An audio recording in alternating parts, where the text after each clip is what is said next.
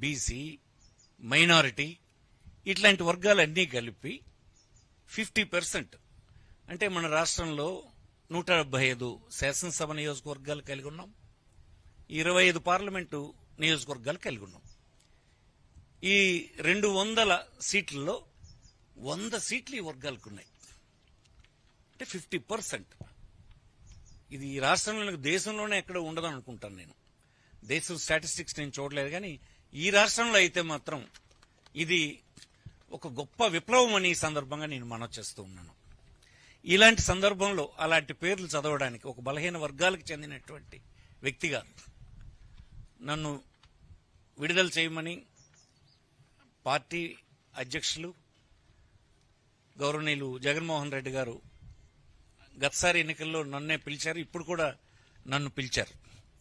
ఇది గర్వంగా ఉంది. ఇది నా జీవితంలో నేను ఊహించినటువంటి ఒక మార్పని, సామాజిక మార్పని. సామాజిక మార్పని మాటలు చెప్తే అయ్యేదా? రాజ్యాధికారం ఇవ్వాలి. రాజ్యాధికారం ఇవ్వడం ద్వారా ఆర్థికమైనటువంటి, సామాజికమైన దాని ద్వారా సామాజిక న్యాయం కూడా వస్తుంది.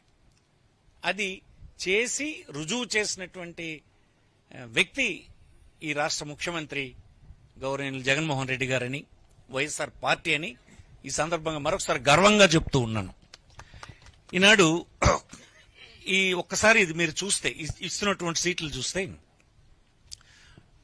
50% సీట్స్ ఎమ్మెల్యేస్లోనూ ఎంపీస్లోనూ కలిపితే 100 సీట్స్ ఈ బీసీ వర్గాలకు, మైనారిటీ, ఎస్సీ ఎస్టీ వర్గాలకు ఇవ్వడం జరిగింది.